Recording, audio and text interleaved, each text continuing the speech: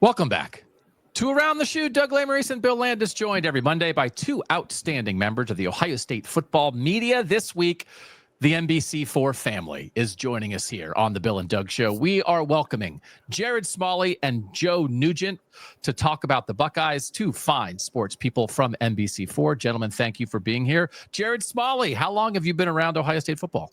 I'm an old man, and these are one of those reminders that comes up every now and again. This is my 23rd Ohio State football season, specifically in Columbus, but I also covered the team when I was starting my career down in Huntington. So for a couple of years there, like the 2002 championship season, we were from a distance, but covering Ohio State every day. And so on the beat, this is season 23, which is terrifying, but it's true. It's like one of those things. You look at Jerod Smalley, and I'm trying to process it in my head, and it's like, did you start covering the team when you were in kindergarten, or have you been cryogenically frozen in a TV studio? I do want to vouch for the merits of daily moisturizing. My God, there you go. I'm like TV football talk and TV insider tips here on Around the Shoe this week. So that's a long time, Jerod Smalley. Joe Nugent, how long have you been around Ohio State football? Yeah, so this is my third year here in Columbus, working at NBC4 with Jerod and everybody. But I used to work in Toledo, so from 07 to 20, kind of a similar situation to Jerod. Covered from afar, came down to the Woody a few times a year, spent some time in Ann Arbor as well. Nice. But yeah, that was, if you add all of that, I mean, you're talking like 16 years. That's a lot, man. Now, are you a Central Ohio native, Joe? So I lived in Central Ohio when I was in elementary school. I wasn't born in Central Ohio, but I actually moved from Central Ohio up to the Detroit area in third grade. So that was fun because there were not any Ohio State fans in my elementary school. A lot of fights in the playground for Joe up there defending Buckeye Nation. All right, we're going to have 5 quick hit topics about Ohio State football. Talk a little bit about doing stories and that kind of thing at the end. But we will start, Jerod Smalley, with you. Jeremiah Smith, the Ohio State receiver, people know who he is. He had 15 touchdown catches last season. He has 9 touchdown catches in 8 games this season. The Ohio State record is 17 by Terry Glenn in 1995. He had 17 touchdown catches that year. If Ohio State goes to the national championship game, they're like halfway through the season right now, and he's got 9. Predict it, Jerod. How many touchdown catches will Jeremiah Smith have this season? I would say if they're going to be around in the playoff for a while, barring injury, 20 would be what I would guess. And I think it would probably, under ordinary circumstances for ordinary football teams, be a higher target.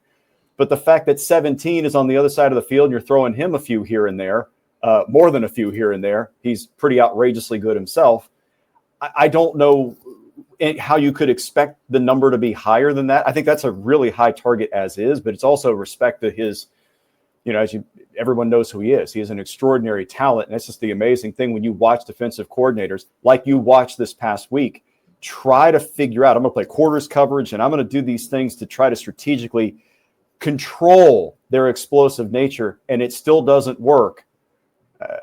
I'm not sure what you do with that. I didn't think you were going to say like 11. It's like, two more, I would be curious how high we are willing to go here. Joe Nugent, Jerod Smalley's laying down 20 touchdown catches. What do you think? Yeah, I'm going a little bit lower. I think it's a great question because you're looking at several different things. How much is Ohio State going to be willing to throw the ball the rest of the way? Is Julian Sayin going to be able to complete 80% the rest of the way? And of course, how many games are they going to play? But I feel like Jeremiah, these next 3 weeks, he should be able to rack up the stats in these games. But obviously, everything after that, it's going to become a little bit of a bigger challenge. Listen, I am curious how much Ohio State throws the ball at Michigan. Did we see the game plan at Wisconsin for the Michigan game? I think that is possible, but I'm going with 17 because I think defenses are going to key on him. I know they're probably not going to see Texas in the playoff, but defenses are going to try to take him away. And when you think about it, Joe, like these next 3 games, and we'll have a question about that in a little bit, but Purdue, UCLA, Rutgers, do you think Ohio State's offense will still pile up the stats with the starters? Is Ryan Day going to try to rest guys or dial it back a little bit? I mean, we have some statistical things that do matter to their best players here. I think that they feel pretty good where they are in terms of health and rest to this point. So I do think that the starters will be out there quite a bit, and they're going to try to get rolling here as they come down the stretch. Okay.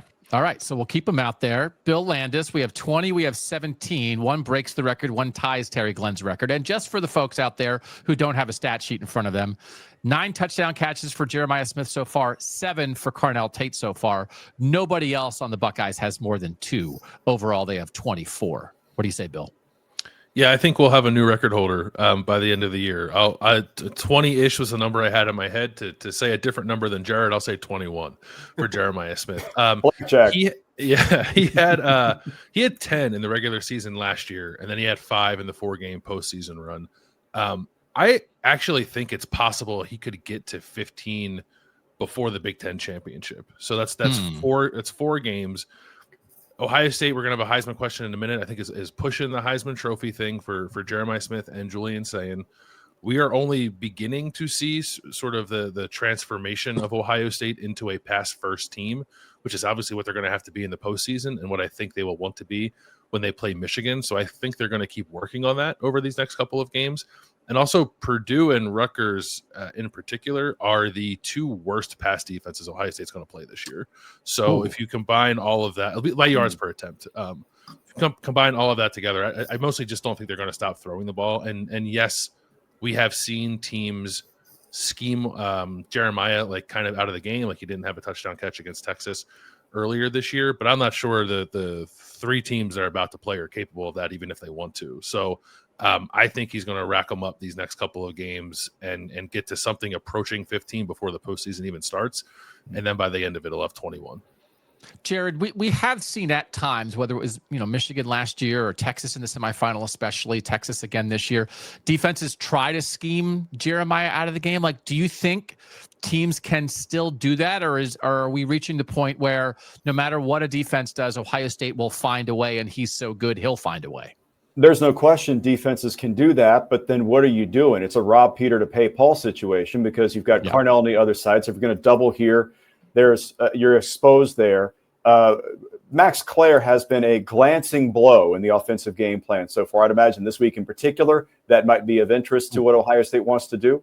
But I'm thinking just in terms of the run game, if you're going to commit all of these pieces outside the bunch formation, Ohio State still in the middle of the field is probably better than what you've got to oppose that. And that's where I think, to Joe's point earlier about maybe the Wisconsin game plan, is that that's what you might be anticipating for Michigan? My curiosity is, I think these next 3 weeks are to specifically get ready for Michigan and to display the middle of the field, how you're going to move people against their will. They have the people to do it. They have displayed it.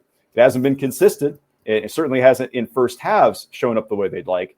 But that's what I'm curious about. If you're going to commit that many pieces of your defense to people who are not in that box, it just makes you vulnerable. And eventually that's going to show up. I was kind of around where Jerod and Bill were too. I will say that Jeremiah Smith has played 24 games in his college football career. He has 24 touchdown catches in 24 games, and it's very evenly divided. He has 6 games with no touchdown catches. He has 12 games with 1 touchdown catch, and everyone can do the math along with us. That means he has 6 games with 2 touchdown catches. I am also are we maybe waiting for the 4 touchdown game, like the absolute explosion, right? That you see this, like I think Drake London for the Atlanta Falcons had 3 the other night. Like we had that game the year that Chase Young was a Heisman finalist. Didn't he have 4 sacks in the one game against Wisconsin? That there's just that things coalesce, and all of a sudden you have that moment. So I think as consistent as he's been, that he's caught at least 1 touchdown in 18 of the 24 games he's played in his life. I also think there's a gigantic game out there. So I'm going to say 36.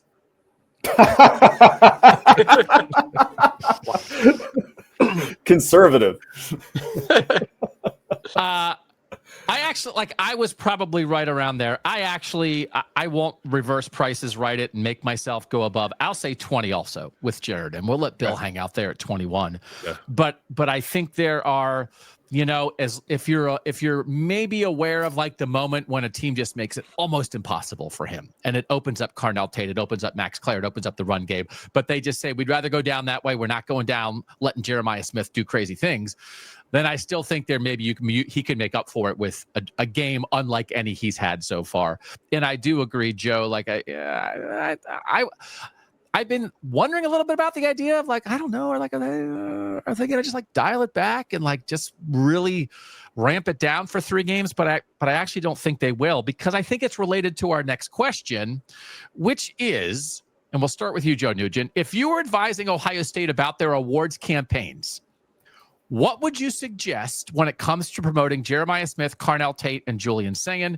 And we asked this noting that Ohio State, after the Penn State win, has launched official websites for both Julian Sayin and Jeremiah Smith and their Heisman campaigns. You guys are professionals, right? Joe Nugent, they're saying, Joe, what should we do to make everyone aware of our guys? What's your advice? First of all, I love the fact that this is not necessarily a quarterback award year in and year out. I love the fact that Travis Hunter actually won this thing a year ago. With that being said, I can totally see why Julian is currently the favorite. But my feeling is that Jeremiah helps everybody on the field for Ohio State. I mean, there's no question about it. With the attention he attracts, that Carnell, has been open. He's been facing one-on-one coverage because, Jeremiah is over there attracting all that attention. I think that helps Carnell. I think it helps Julian. I think it helps Max Clare. I think it helps Brandon Innes. I think Jeremiah's presence helps everybody. He's the best player on this offense. He's probably the best offensive player in the country, like we've been talking about all season. So, to me, Jeremiah is the guy. If there's a Buckeye that should win if a Buckeye is going to win it, it should be Jeremiah. But I can totally see how Julian could win it by completing 80% of passes. Interesting. Landis, what's your advice here, brother? Yeah, I don't want to steal your thunder, Doug, because I think we talked about this on our Substack show on Sunday, and I thought you had a really good plan for specifically like the Heisman and the Blitnikoff when it comes to Jeremiah and Carnell. So I'll leave that to you. But I would say that I think it just sort of makes sense what Ohio State's doing right now. I don't think you can promote 3 guys for the Heisman, because then you'll just dilute the vote and you won't give any of your guys a chance to win. I think you can promote Julian and Jeremiah as sort of a package deal. And we all love Carnell Tate. I know Ohio State fans love Carnell Tate. I don't know that he's famous enough to win it, even if you put your energy behind him, right? That is part of this, whether you agree with it or not. Like, fame, notoriety matter. Jeremiah Smith, I think, is probably the most famous college football player right now. He's on the cover of the video game, in addition to being on television screens and commercials and all that stuff. And Julian Sayin, by nature of the position that he plays, being the quarterback for Ohio State, is only going to keep rising in his level of fame. And I just don't know if there's enough of that to go around for 3 guys to kind of get their fair shake. So I don't think I'd advise Ohio State to do anything really differently than it's doing already, which is to promote the quarterback and promote Jeremiah. Jerod, I'm going to jump to you next, because I actually do have a couple of stats that I want to run through. But you are a man of the people. Like, what's your advice here, brother? Well, I think that's the most interesting part of what Heisman has become. Is it's a hybrid award between football performance and marketing acumen, and so much of it now is based on, for example, the websites Ohio State introduced yesterday. JJ for Heisman and We Sayin Heisman, and you have to create something that clicks in the promotional side to get people thinking it. So when they see great performance on the field the last month of the season, We Sayin Heisman. The kind of like obviously the famous story behind this is the Joe Theismann story at Notre Dame. He's Joe Theismann, not Joe Theismann, but he was, in the campaign for the Heisman. The sports information guy at Notre Dame changed his last name with his permission to Theismann to better promote him for the Heisman, and it stuck. Also didn't work. He didn't win. But that's not the point. The point is it was a part of a marketing campaign. And so that's so much of what's interesting about this deal is that you have to have the football prowess, which clearly all these guys are capable of being that guy at the end of the year. They have already displayed that capability. They're going to have big showcases coming up. It's there for them. But there's that other marketing component of it that I think, not even we all really understand, even though we do this every day. But when you take a wider view, when you understand the power of how marketing works, how advertising works, how messaging works, then I think you get a better appreciation of how these campaigns do have a slight impact on voters when they get to that point. So I went back and I was thinking about Matt Leinart and Reggie Bush winning the Heisman in back-to-back years as teammates for USC in 2004 and 2005. And I went back and I looked at this, and I don't really remember this specifically, but it's interesting to me. In 2004, Matt Leinart won the Heisman. Reggie Bush, his teammate, finished 5th. Adrian Peterson and Jason White at Oklahoma, the running back and quarterback for Oklahoma, finished 2nd and 3rd. They had almost the exact same number of votes. Adrian Peterson and Jason White combined had 1,954 Heisman points. Matt Leinart and Reggie Bush had 1,922 Heisman points. The two Oklahoma guys got more, but they split it almost equally. The USC guys did not split it. It was more like 2/3, 1/3. Now, I have not researched this to go back and look at what USC did or did not do that year. The thing that's also, this is going to be a long answer, that's similar is USC also had Lendale White back then, right? The thunder and lightning running back thing. Lendale White had more rushing yards than Reggie Bush did in 2004, but Reggie Bush was still the Heisman guy. He had more yards from scrimmage. So I think the lesson there possibly is take care of the quarterback first, and then your ridiculous player who's not a quarterback, get him the second Heisman. And so the next year, Reggie Bush finished 1st. Matt Leinart finished 3rd. Matt Leinart actually threw for 500 more yards than he did when he won the Heisman. But Reggie Bush went nuts. And Lendale White was still there. So overall, my point of that is this. I think quarterbacks, I think, Joe, you make an excellent point about Jeremiah Smith, right? And that it's nice to know that it's not only a quarterback award, but it's still a little easier to vote for a quarterback, especially when there's multiple receivers. I think maybe Ohio State, I know they have both websites. I think maybe you lean into Julian Sayin now. Say that actually, if there's a choice, it's actually him. And next year, the Heisman campaign for Jeremiah Smith starts like the day after the national title game. And that you can go all in, and that you go Sayin Smith and try to go back to back, just like they went Leinart Bush.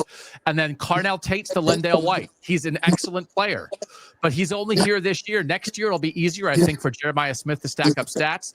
And then my other point was, I think you could push Carnell Tate for the Biletnikoff. And my idea was the best ad you could have for Carnell Tate winning the Biletnikoff is Jeremiah Smith speaking into a camera and telling you to vote for Carnell Tate. And that idea to me is Jeremiah Smith is the overall football player, but we're talking receiver. Carnell Tate as a receiver is as good as anybody in the country. And it would be sort of asking JJ to take a little bit of a back seat this year, that it's sort of like when push comes to shove, maybe Ohio State tries to get Sayin the Heisman and Tate the Biletnikoff, and next year they try to get Jeremiah Smith both. Jerod, does that make sense? Or is that telling the best player in the country to chill out in a way that's not fair? What world are we living in where this is even a discussion? What a luxury we're talking about. Oh, he can win this award, that he can win this. We'll farm out awards. This is insane. But it's also, that's an extraordinarily well-reasoned argument about, especially now in the NIL era where you're only one good offer away from losing guys. Mm-hmm. So that ability to re-recruit your own people with the pledge of we're committed to do this because we think you can accomplish these things here that are lifelong achievements that will go on the front page of your resume. So, yeah, it's a really interesting point. I wonder how that works now in the modern game, that those types of awards, because frankly, the biggest award that they're looking for is a first round NFL draft, big fat contract. And, everything else is gravy on that. Yeah, I think too. Go ahead, Bill. You said you could give it to JJ now and then start the campaign for Jeremiah after the national title game. You can start the campaign for Jeremiah the day after Julian Sayin wins the Heisman. Whatever Julian does in the playoff has no bearing whatsoever on what on whether or not he wins the Heisman. And it would feel a little similar to me like Zeke Elliott, right, from 14 going into 15. Now he didn't win the Heisman Trophy in 15, but he became the Heisman frontrunner in the 2014 college football playoff. I think the story I wrote off the national championship game was not like Bucks win title. It was like Zeke's going to win the Heisman next year. Yeah. So that is out there for Jeremiah. Or, I mean, and then whatever, if it goes the other way and Jeremiah wins this year and maybe you will see Julian win next year, like whichever guy doesn't win this year, the campaign for him to win in 2026 starts with the first playoff game Ohio State plays this year. So, Joe, like you can't dispute your point about Jeremiah, right? It's indisputable. So would you say whatever I said, go Jeremiah now, and then Julian can try to get it next year? Or like, can you come around on this? Yeah, my initial thoughts were the exact opposite. But hearing you explain it, I'm like, well, that does make a lot of sense. Because the start that Julian is off to is a Heisman-worthy season so far. And there's no question that, Jeremiah will have more opportunity probably next year. So I think those are great points. It's a great question because it can go either way. And I do think my way, too, would also absolutely work this season. So I don't know. It's definitely a great spot for this team to be in. I do just think that Oklahoma thing with the two guys equal, and I understand why they started websites for both, I think is a little bit of a cautionary tale. And if push comes to shove, right, the weekend that people are voting, I wonder how Ohio State will handle it. And I just think possibly being like, you guys pick, they're equally valuable. They're equally deserving. I just think like you maybe should be careful. Okay. It's a lot of strategy. I don't know. Like I'm not a crisis management specialist. I don't know what I'm talking about. Wait, this isn't about football either, Landis. I was going to say, let's talk ball again. Actually, this is like a thing that I'm obsessed with also, which is moving the Heisman Trophy. I just want to check on this. Ryan Day was saying some stuff about, the Heisman. Did you get a vibe at all, Landis, from Ryan Day that maybe he was in favor of moving the Heisman Trophy to after the postseason? Yeah, Ryan Day's in favor of moving everything about college football to after the postseason because Ohio State wants to play for national championships and doesn't want to be at any kind of disadvantage as it does so. Okay. But Joe, did you hear some of the stuff like vibes here? Like, hey, maybe Ryan Day's up for that? Maybe I imagined it because it's a thing that I'm obsessed with, but I thought I heard it from Ryan too.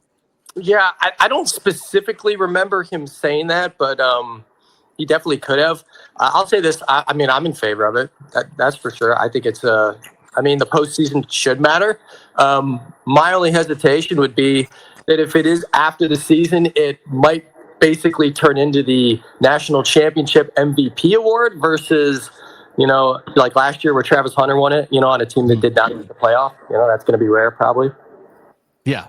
Okay. All right. So Landis, scale of 1 to 10, how in favor are you of the idea of move the Heisman to the end of the season? 1 is I'm totally against it. 10 is I'm totally for it. I don't want to disappoint you, but I'm like a 1. I'm not really in favor of it. Every major professional sport in North America has separate MVPs for the regular season and the postseason. I think that works. Now, oftentimes the player who wins the regular season MVP is on a team that will play in the postseason, but it doesn't always happen. And I would want to leave the door open for the remarkable seasons that happen for players who aren't on playoff teams, because the second you move the Heisman to after the college football playoff, it is going to go to a player who's in the playoff and probably a player who's in the national championship. And that won't always be wrong, but it could be wrong sometimes. And so much of the sport is already tied up in the playoff in a way that I think is fine, but can become bad, depending on how far you want to take it. And I wouldn't want the Heisman Trophy, which I think you and I agree is maybe the coolest individual award in sports in this country, to kind of get lost in that. So I am okay with where it is right now being more of a regular season award. I would like to see the CFP institute a postseason MVP award, though. I think that would make sense. Part of my issue with this for college football is, like, for instance, we're talking about Jeremiah Smith breaking Terry Glenn's record, and all the games count. It's not like, it's a regular season record. It's like, so Jeremiah Smith's going to play 4 more games than Terry Glenn, but we don't differentiate. It's like, so is it all one season or is it not? right? So I do think there's some confusion with college football there. I'm a 10. I've yelled at the guy at the Heisman stuff and said, move it. And he said, we have a banquet. It's hard to move the banquet. And I said, if you're making your decision based on whether you can get the caterer to do the banquet in December or it's harder to do in January, then just let someone else do the award. My God, it's not a catering question. It's a college football question. If you have a real reasoning for it, like Bill, fine. If it's hard to book the event space in late January, my God, just give up. 10. Jerod Smalley, do you want to move it to after this postseason or no? Doug, I mean, come on, it's the Marriott Marquis in a couple of weeks before Christmas. I mean, where else in the world would you rather be than right there eating, catered chicken? I am actually with Bill for the same reason, because I was, when we were talking before about what we're going to talk about today, I had a really was trying to think about how the other leagues do it. And you're exactly right. NFL is done by regular season. NBA is done by regular season. The awards in baseball are done by the 162 game resume. So I see the merit of both things. And so I think it's almost like you're creating a second award. But to Bill's point, especially if there's an extraordinary Boise State running back like we saw last year, who runs for 8,000 yards and scores 95 touchdowns, but his team loses 4 games, is that kid not the best player? And it's just every year is going to be a unique set of metrics that we can't apply one set of standards to, and that's what I'm getting at. I just think that doing it this way provides the opportunity for the entire country. Earlier this year I was at Navy and I saw Blake Horvath, the quarterback, who was actually from Columbus. And, obviously this past weekend they lost their game, but I was thinking about a guy like Blake Horvath, who is completely off of the radar. There was a Horvath for Heisman campaign going on over there because he's due to break every Navy record. If they go to Notre Dame and win, there were showcase opportunities, but his team might not be in the playoffs. So again, I don't love that the Heisman is when it is, but I understand why it is where it is. Okay. All right. Question number 4 here on Around the Shoe. By the way, I'm wearing my Rowback quarter zip. How about this? Look at you. Come on. Whoa. I look like a TV boy in this. Come on. Hey, you know what? On TV? I forgot you guys work with Rowback. I got a ton of Rowback gear. I should have worn a hoodie or at least something. My bad, man. Everybody loves Rowback. RHOBACK.com. Go there. Check out their game day collection, because then you get this thing. This is just gray with some blue trim, but then you can get one that has your favorite team, like a stripe or a little logo. It's still classy, but it represents your team. And if you want to go do that, 20% off your first order, thanks to us. BAD20 is the code. BAD20 is the code. 20% off your first order. Be like me, and if not like me, be like Jerod Smalley. Okay. Absolutely, man. Let's do it. Who knew Jerod Smalley? Great caller on the polo, by the way. Great caller. Question number 4. I'm going to be a TV boy here. I did take TV classes in college. I thought once upon a time I was going to be a TV person. And then they said, get out. We don't want your face. Go write stories. And then look at where we are. Look at where we are. I came back, and you have to look at my face. Number 4, give your best TV teaser to get fans fired up for this next 3-game stretch for Ohio State against Purdue, UCLA, and Rutgers. So it's okay, we understand they're not playing the top of the Big Ten. But do you guys get mad? Everybody makes kind of does these jokes on TV now. It's the fake teasers, what's in your refrigerator that's going to murder you next on that, right? Do you guys get offended by that? Joe, is that offensive to make a TV joke like that, or is it okay? Usually I don't take that path. Normally, something a little more realistic is the usual route. Okay, Jerod, should we discontinue this segment? Am I offending TV speak people? For yourself, Joe. Okay. While your next plate of shrimp could be your last. Yeah, that's what we're talking about. We're getting people fired up for Ohio State games against Purdue, UCLA, and Rutgers. We got to do that. Well, you know what? So the television teaser, so I'm not, Joe and I think, we kind of live in a very similar world on this front. The whole thing on a television tease is you're making an implicit promise to the audience. When you come back, you will receive this. So you have to be a little bit specific. You have to give a specific thing that when you come back from break, you are getting this. And so you see a lot now in games, you're watching games live, you'll see, when you come back, it's Julian Sayin and the Ohio State offense, instead of we'll be right back or after a word from Mylanta. It's like I'm going to deliver a very specific thing. And that's where I think, where we kind of try to focus it so that we're not just promising air, we're promising something you will learn when you come back. Okay. All right. I'm not going to do that. I'm going to try this. Okay. This Attaboy, is do it. To get people, my TV tease to get people excited for Ohio State's next 3 games.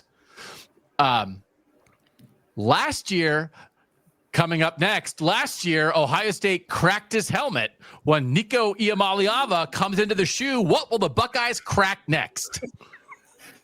That's my tease for Ohio State UCLA, right? Okay. All right.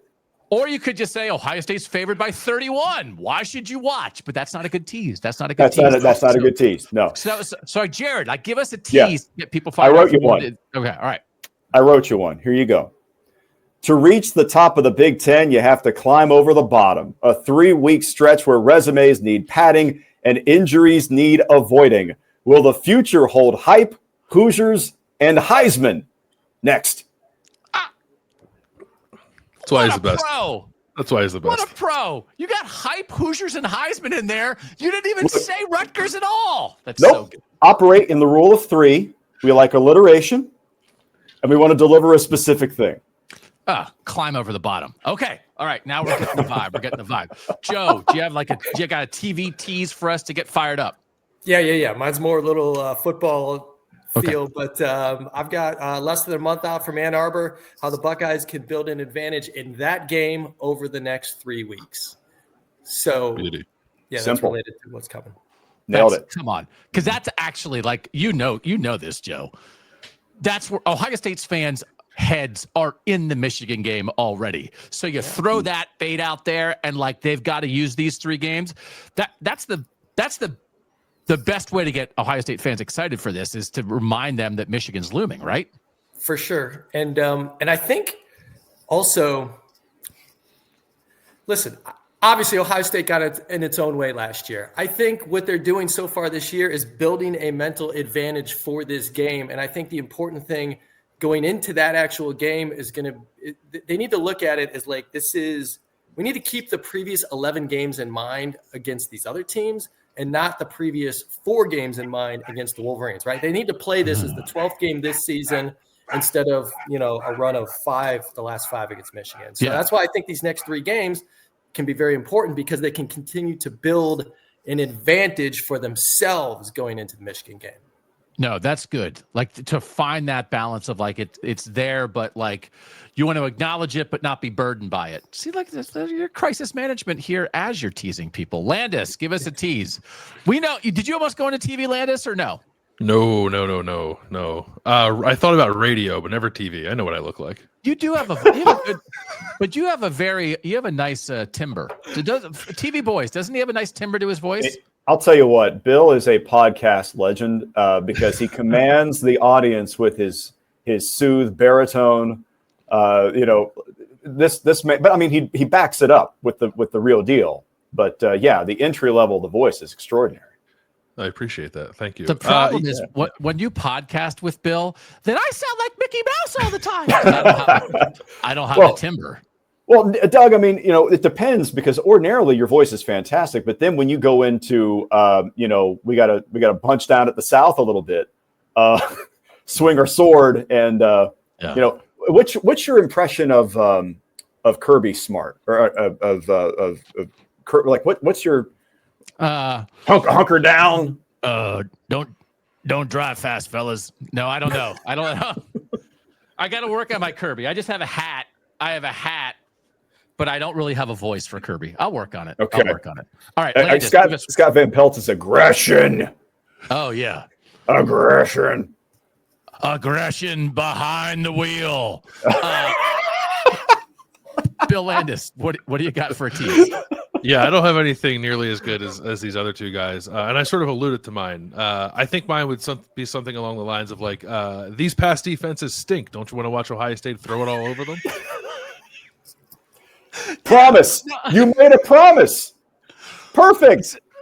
That was good because like Joe was smart. Joe kind of like avoided the stink and just focused on Michigan. But Bill, you leaned right into the stink and just said stink can be fun too. Stink can be fun. I also think this is not. You can't apply this to the next game against Purdue, obviously, because it's on the road. But there are only 2 more chances to see Sonny Styles, Caleb Downs, probably Arvell Reese, Carnell Tate, Caden Curry, guys like that play in the shoe. So I think you can go that route too. Yeah. That's always compelling. That's the thing about college football, that everything is fleeting and that you really can lean into that, All right. Last thing, we're going to get like a little off the football topic a little bit. You guys are storytellers. We're storytellers. I just like talking about this sometimes because I think for all of us, sometimes there are things that just stick with you. So is there an Ohio State story, or actually maybe it's not an Ohio State story? Just like Jerod, what's a story that you've told over the years that really has stuck with you, that you really enjoyed telling the story of that thing or that person? I think the topic of that is just really, it gets into why I do this for a living. Because I grew up, my parents were both teachers. My dad was a coach. So I grew up around football, played for my dad. And when I got into broadcasting, when I went to Marshall and I decided this is the absolute thing I'm going to do, the thing that really stuck with me is the fact that I was teammates with people, not robots. And I wanted to tell the story of human beings, not robots. That same principle you can apply to everything that you do in the entire spectrum of broadcasting. Obviously, we've chosen sports here. I now venture out and do some other things, and I'm happy to do those other things because they interest me. But the heart of the matter is there is a human being under the helmet. That human being has a story. If the story is simply person A is good at sports, that story isn't good enough. I want to know why that person is there, what circumstances allowed them to arrive at that point, and I want them to express to people humanity, because that's what appeals to everybody. Grandparents and kids, everyone in between, can relate to a human being as opposed to an athletic robot. That's the part that I've always enjoyed. And so this year, for example, just doing on the Ohio State beat, I do the big Ohio football show every Friday night. It's basically an Ohio State show. And in that show, I love to do things that nobody would think of, because I now have Joe's doing the work every day. He's doing the sportscast every day, and he's doing, the traveling and all that stuff. And I now have a chance to take a very wide view of the program that I've followed for a long time and find things that I don't know and go find the answer to that thing, because I think that's compelling and interesting to the audience. I'll give you a quick example. Last week, we aired a story about Nolan Botto. Nolan Botto is number 23 on the Ohio State roster. He is a walk-on. He is perhaps best known as Carnell Tate's buddy from high school. When Carnell came from Marist, obviously he went to IMG before, but he was originally at Marist in Chicago. Nolan Botto was his best friend at school. When Carnell came to Ohio State, Nolan wanted to walk on and come with him. Nolan was a good player. He is now at Ohio State one of the guys who wears a vest on the sideline and signals in plays to the offense.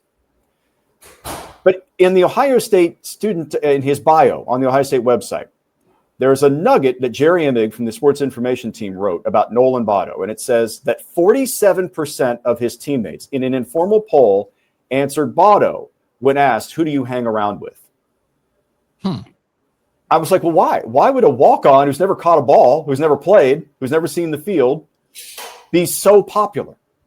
And that's what I set out to do last week. That story now has 1 million views on Facebook. What? Wow. 1 million. And so is that all Russian robots, or is that real people? They are absolutely not all people. We can guarantee you those are not people.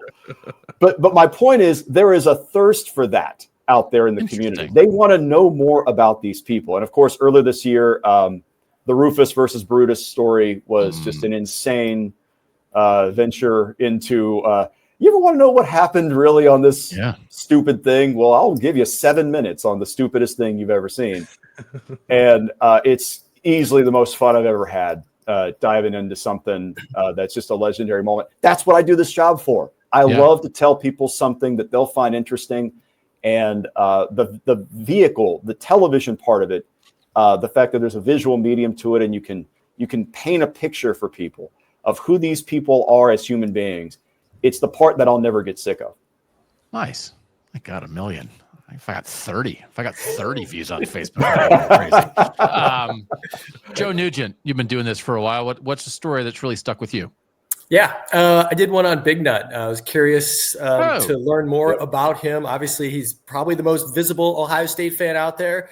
It's like, well, what's going on here? You know, to the same way that Jerod explains it, like there's definitely a story here. So I went to his house. I also went over there on a day where he was actually doing an event where he went to an elementary school. And, it was really interesting because what I found out about this guy is that he started a scholarship fund to try to pay forward and play a positive role in what Ohio State is and help out kids who want to go to Ohio State. But also he loves going to churches and schools and all these places. He doesn't dress up as Big Nut only on game day. He goes out to these events. He brings Buckeyes with him. It kind of felt like Santa Claus in a way because these kids are all excited to see this big guy, and he gives them Buckeyes. He has a present for them, and it was just really neat to get to know him. Also, at his house and his garage, he literally has thousands of Buckeyes. Like, it is amazing the collection that he has to allow him to give them out to people year round. And one other part about this is I did that story leading up to a Michigan game, and I asked him, I was like, I know you like food and all. So are there any restaurants in Ann Arbor that you like to go to? And, he took the Woody Hayes approach, and he's like, listen, man, I get in and I get out. I don't go to any restaurant. I don't spend any money. Like, all right. Big Nut don't chow in Ann Arbor, baby. That's right. I don't want to give it away. Is his name Big Nut, or does he have another name? Yeah, John Peters is his name. John Peters. Okay. Yep. Oh, that's a shame. Santa Claus. Yeah. Yeah, I thought maybe we would have changed it to Big Nut by now. Nice. The man behind the nut. Landis, how about you? You ever do any good stories?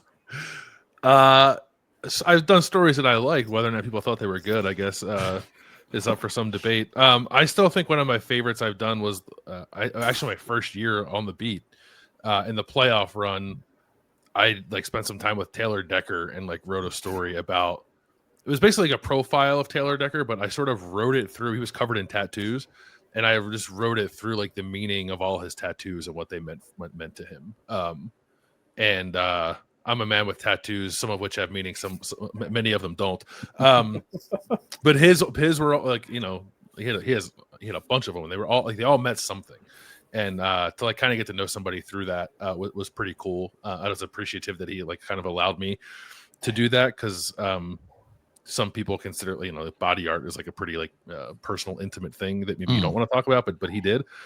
So that one comes to mind. And then there's one other one I was thinking about too, because I just kind of I don't think it was the greatest story in the world, but I sort of hunting down something that no one else is doing, especially on a beat that is super competitive. Mm-hmm. When Larry Johnson had to be the interim head coach in 2020 because Ryan Day got COVID, I wrote a story about the last time that Larry Johnson was a head coach, which was 35 years prior when he was a high school coach in Maryland. But the thing of it was, I had no idea whether or not there was going to be anybody around at those schools who knew Larry. So I was just kind of cold emailing people hey, do you know Larry Johnson, or do you know anybody who might know Larry Johnson? And I was able to get in touch with 3 or 4 people, I think, who did. And wrote what I thought was a pretty good story. I talked to Larry for it a little bit, but he was obviously busy kind of doing his thing, trying to get the team ready. But I like going off the beaten path to find people that no one else on the beat is talking to, I think is pretty fun. Yeah. That's I like what you guys are saying, bringing that kind of different thing. One time I wrote a story about how Kirk Ferentz should be fired. That was really cool. I thought you were going to say the time you wrote about Shelley Meyer's hair catching on fire and it got 9 billion page views. Yeah, I come at this a little different way from you guys. You're telling human stories, and I'm just writing about weird stuff and ripping people. But actually, but Bill, the one thing that you do extraordinarily well is when you're at a news conference, you ask the question that no one else asks, and you frame it in a way that it's conversational, which is very friendly to the broadcast people, because. Sometimes the best answer is a 1 or 2 word answer, and that's great, but that doesn't necessarily work great for broadcast. But you ask questions that are so conversational that lead to those unique angles that so few people know about. You're exceptional at it. I appreciate that. Sometimes I think to myself as I'm asking the question, I'm speaking too much, but I'm glad. No. I think that you're right, Landis. You're not though. You're not. Don't think that. Don't think that to yourself. You're not. After a career of like standing around and waiting for people and just like, I feel like I covered Major League Baseball for 4 years, and you would just go to these ridiculous, you'd drive 3 hours to like go to a spring training game where nothing was happening, but you just had to be there in case something happened. So after a career of that, I always appreciate the moments where it's like, well, I'll go and stand here and see if something happens. And like the 99% of the time that nothing happens. One time, I guess maybe it was the 2013 opener. It was the year after Zach Bourne had graduated. And I was out and I was like watching the walk into the stadium, right? Like out of the Skull Session and into Ohio Stadium. And Urban Meyer was making the walk with the team. And Zach Bourne was standing along the ropes, like with the fans. And Urban Meyer saw him and like stopped and like grabbed Zach Bourne and said, like, come in here and walk with us. That like, even though you're no longer on the team, you're still part of this. And I want you with us. And like, I saw it. Saw it because I was there hanging around, just waiting to see if something happened. And then I talked to Zach about it. I grabbed Urban Meyer after the post-game news conference and asked him, like, why did you grab Zach Bourne? And so I got to write, like, especially like you TV people, TV sees everything. So I'm always trying, I'm on the lookout for like, what is happening at any point in or around an Ohio State game that isn't on TV. Right. And so like in that moment, like seeing a little moment and then asking people about the moment that nobody else saw and then writing a story about that. It's like, yeah, that's why I've been wasted hundreds of hours in my life standing around when nothing happened. But that is based on the entire reason that any of us do this for a living, and it's curiosity. I want to know why something works. And I'll give you a quick example of that. And this is actually from just before, this is my last year in what Joe's job is now. We had a sports reporter with us named Justin Holbrook, who still lives here in town. And you mentioned the team walkover. When the team walks through the gate at the stadium and they go down the tunnel, before they do, there is a red coat there. A man, to Joe's story there about Buckeye, the big nut with his collection of Buckeyes. This guy has a Buckeye tree. His dad had the same job before him at Ohio Stadium, where his dad would every game hand a Buckeye to every individual player and coach. Everybody who goes down that ramp gets a Buckeye from him. His dad did it for decades. When he died, his son took over that spot and does the same thing. And it was all based on Justin going up and asking this guy, hey, like, what do you do? Like, what's this about?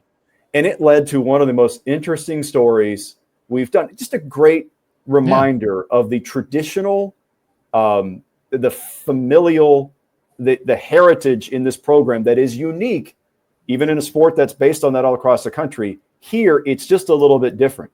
And it's just one of those reminders how different it can be. Look at that.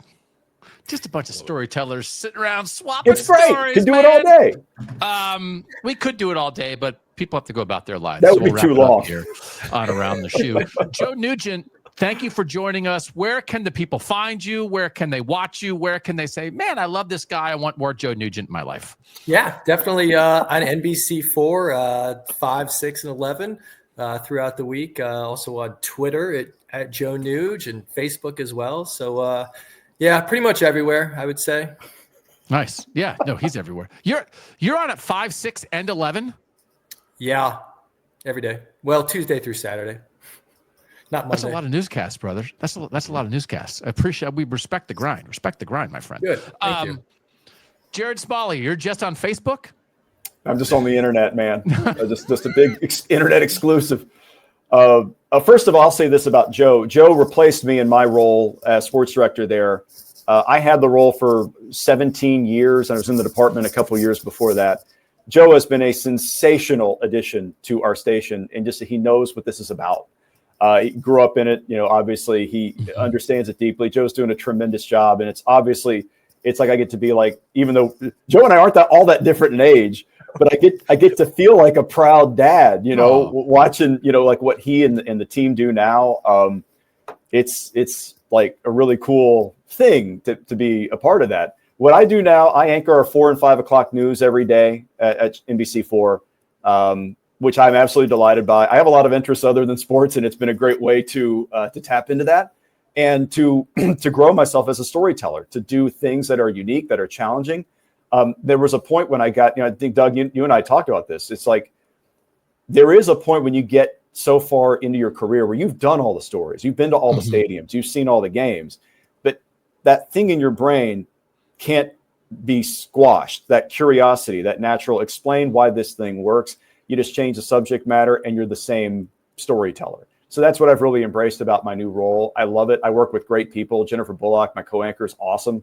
And we bond over a lot of things that we've been through in life.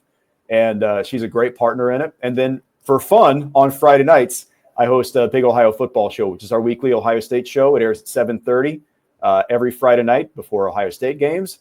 Chimney Chekwa is our analyst, former Buckeye All-American, who's an awesome dude and a very, very good analyst. We're awesome. Very lucky to have him as a part of our coverage. So we do that every week, and that just sort of adds a little accent on what Joe and his team do. I like, Jerod, that you and I kind of reached that point in our career where we said, like, man, we've really told a lot of sports stories. What should we do now? And you decided to go into news and tell stories that really matter in people's lives. And I bought a sword. That's a heck of a sword, though. Did you try to get that to TSA once? You bought 2 swords. That's true. I did. I bought 2 swords. Remember from last? Did you try to take it through TSA? I didn't try to take it through TSA. I tried to bring it into the stadium for the Ohio State National Championship celebration. That's right. And like 4 cops stared at me and said, "Put your swords in your car." So hey, no one else tried to bring a sword in that night. No. Anyway, got that going for you. Gentlemen, thank you so much for joining us here on Around the Shoe. Make sure you guys find Jerod Smalley, find Joe Nugent at NBC4 in Columbus. Follow their coverage, watch their shows. You can't turn on your TV and not have one of their faces popping up in front of you. So that's a wonderful thing. We appreciate you guys being here every week for Around the Shoe every Monday. The Bill and Doug Show. Like, subscribe, tell a friend. For now, for Jerod Smalley, for Joe Nugent, for Bill Landis, I'm Doug Lesmerises, and that was Around the Shoe on the Bill and Doug Show.